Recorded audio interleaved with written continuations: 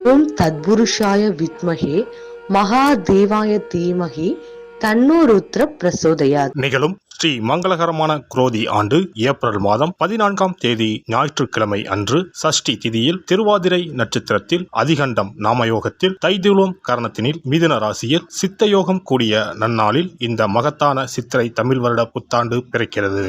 சித்திரை மாத கிரக நிலைகளை பார்க்கும்போது மேச ராசியில் குருவுடன் சூரிய பகவான் உள்ளார். கன்னி ராசியில் கேது பகவானும், மீன ராசியில் புதன், சுக்கிரன், ராகு பகவான் உள்ளனர். கும்ப ராசியில் சனி பகவானும் செவ்வாய் பகவானும் உள்ளனர்.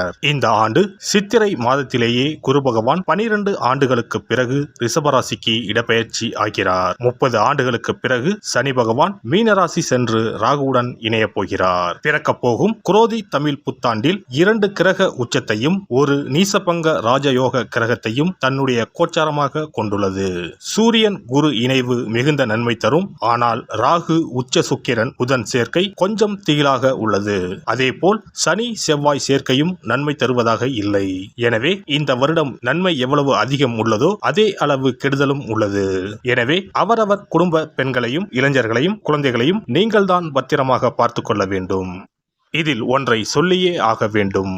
நினைப்பதை நல்ல செயலாக நினையுங்கள். ஏனெனில் கொஞ்சம் கோக்குமாக்கு யோசனை எட்டி பார்க்கும். வேறென்ன, ஒரு துணையை செட்டப் பண்ணலாமா என்று ரொம்ப நாளாக மனதில் ஓடிக்கொண்டே இருக்கும். இந்த மாதிரி விளங்காத யோசனைகள் எல்லாம் வேண்டாம். செல்வம் செல்வாக்கு பெருக, நல்ல நட்பு கிடைக்க, முயற்சிகளில் முன்னேற்றம், வாழ்வின் அபிவிருத்தி என இவை சார்ந்து சிந்தனை செய்யுங்கள். இந்த வருடம் அத்தனையும் நடக்கும். நல்லன எல்லாம் கைகூடி வரும். கும்பராசி அன்பர்களே, 4ஆம் வீட்டில் அமர்ந்து சுகஸ்தான குருவாக பயணம் செய்ய போகிறார் குரு பகவான். குரோதி ஆண்டில் குருவின் பார்வை உங்கள் ராசிக்கு 8, 10, 12ஆம் வீடுகளின் மீது விழுவதால் யோகங்கள் தேடி வரப்போகிறது.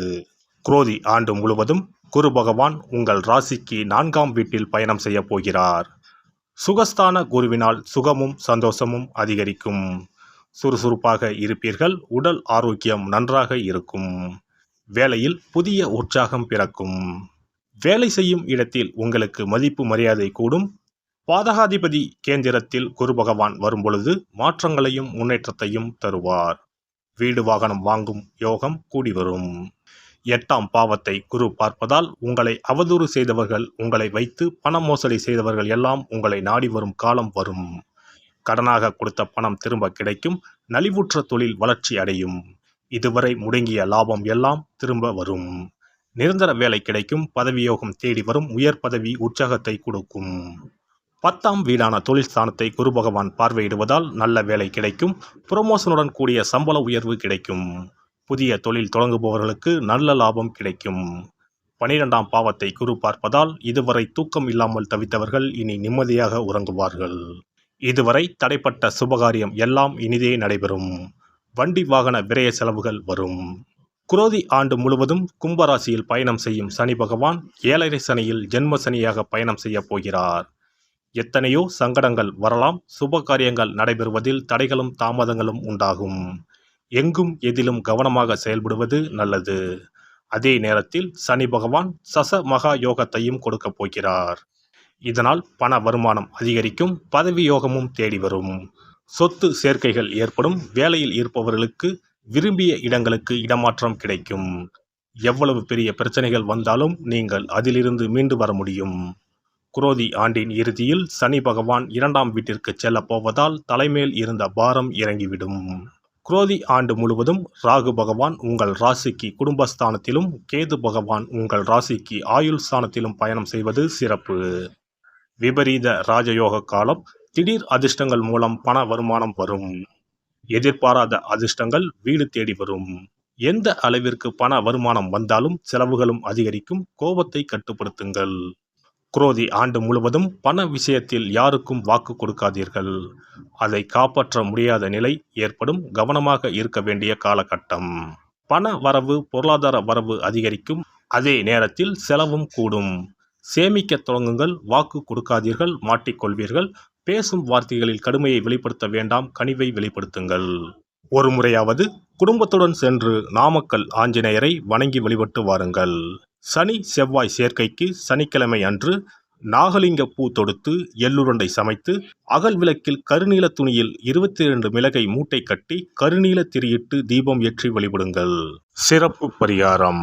செவ்வாய் தோஷம் நீங்க செய்ய வேண்டிய பரிகாரங்கள் என்னென்ன, வழிபட வேண்டிய தெய்வம் யார் என்பதனை பற்றி காண்போம். நவ கிரகங்களில் சூரியனுக்கு அடுத்தபடியாக செயல் ஆற்றல் உள்ள கிரகம் செவ்வாய்.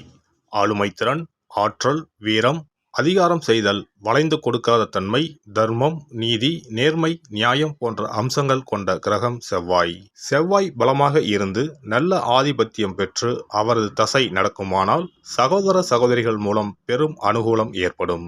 பெரிய பதவிகளில் உள்ளவர்கள், தொழில் அதிபர்களின் தொடர்பு கிடைத்து அதன் மூலம் முன்னேற்றம் உண்டாகும். பலமற்ற ஆதிபத்தியம் பெற்று தசை நடக்குமானால் கீழே விழுவதும் அடிபடவும் நேரிடும். வாகன விபத்துக்களை சந்திக்க நேரிடும். இரத்த காயங்கள், வெட்டுக்காயங்கள், இரத்த சம்பந்தமான நோய், சித்தப்பிரமை, தலையில் அடிபடுதல் போன்றவற்றை ஏற்படுத்துவார் செவ்வாய் பகவான். வீண் வழக்குகள், சண்டை சச்சரவுகள், மறைமுக நேர்முக எதிரிகள், பொருள் களவு போகுதல், செய்தொழில் வியாபாரத்தில் திடீரென்று பெருத்த நஷ்டம், அரசாங்க கெடுபிடி, பதவி இறக்கம், மறைந்து வாழும் சூழ்நிலை என்று பலவகை இன்னல்களை உருவாக்குவார். செவ்வாய் முதலான தோஷங்கள் அனைத்தும் நீங்க அவரின் அருளை முழுவதும் பெற செவ்வாய்க்குரிய அதிதேவதையான முருகனை வழிபடுவதும், கோதுமை ரொட்டி, வெள்ளை எள் கலந்த இனிப்பு பலகாரங்கள், துவரை போன்றவற்றை ஏழைகளுக்கு தானம் கொடுப்பதும் நல்லது. செவ்வாய் கிழமைகளில் விரதம் இருந்து செவ்வாய் பகவானுக்கு விளக்கேற்றுவது, சஷ்டி விரதம், கிருத்திகை விரதம் மேற்கொள்வது, தினமும் கந்த சஷ்டி கவசம் படிப்பது நல்லது. மேலும் செவ்வாய்க்குரிய கல்லான பவளக்கல்லை மோதிரத்தில் பதித்து அணிவது, சிவப்பு நிற ஆடையை அணிந்து கொள்வது, செப்பு பாத்திரங்களை உபயோகிப்பது போன்றவற்றால் செவ்வாயால் உண்டாகக்கூடிய தோஷங்கள் குறையும். செவ்வாய் பகவானுக்கு செய்யும் பரிகாரங்கள் அனைத்தும் முருகனுக்கு உகந்தது என்பதால் முருகனின் திருவருளும் கிட்டும். திருமண வாழ்க்கையில் செவ்வாய் பகவானுக்கு முக்கிய பங்கு உண்டு. திருமணத்துக்கு வரன் பார்க்கும்போது பிள்ளைக்கோ அல்லது பெண்ணுக்கோ செவ்வாய் தோஷம் இருக்கிறதா என்றுதான் முதலில் கேட்பார்கள். அந்த அளவுக்கு செவ்வாய் தோஷம் மிகவும் முக்கியமானதாக பார்க்கப்படுகிறது.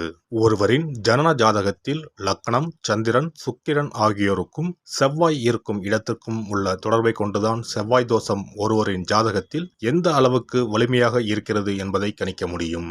செவ்வாய் தோஷம் இருக்கிறது என்றால் நம்பிக்கையோடு மிக எளிய பரிகாரங்களை செய்வதன் மூலம் தோஷ நிவர்த்தி பெறலாம். செவ்வாய் தோஷம் என்பது திருமண தடையை ஏற்படுத்துவது மட்டுமல்லாமல் மேலும் பல இடையூறுகளையும் ஏற்படுத்தும். எனவே செவ்வாய் பகவானை செவ்வாய் தோறும் செவ்வாய் ஹோரையில் வழிபடுவதும், செவ்வாய்க்குரிய கடவுளான முருகப்பெருமானை 9 நெய் தீபம் ஏற்றி வழிபடுவதும் செவ்வாய் தோஷத்தினால் ஏற்படக்கூடிய அசுப பலன்களின் தாக்கத்தை பெரிதும் குறைக்கும் என்பது ஐதீகம். செவ்வாய் தோஷம் ஒருவருக்கு இருந்து ஒருவருக்கு இல்லை என்றால் திருமணம் செய்யக்கூடாது என்பது சாஸ்திரம். இருவருக்கும் இந்த தோஷம் இருந்தால் திருமணம் செய்து வைக்கலாம் என்று சிலர் சொல்வார்கள். ஆனால் பொதுவாக தோஷம் ஒருவருக்கு இருந்தாலும் சரி அல்லது இருவருக்குமே இருந்தாலும் சரி, தக்க ஜோதிடர்களை ஆலோசித்து முறைப்படி பரிகாரங்கள் செய்வதுதான் சரி.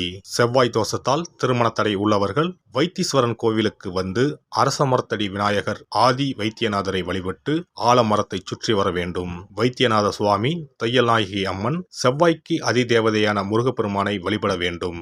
சன்னதியில் உள்ள செவ்வாய் பகவானுக்கு சிகப்பு வஸ்திரம் சாத்தி அபிஷேகம் செய்து பரிகாரம் செய்ய தடைகள் நீங்கும்.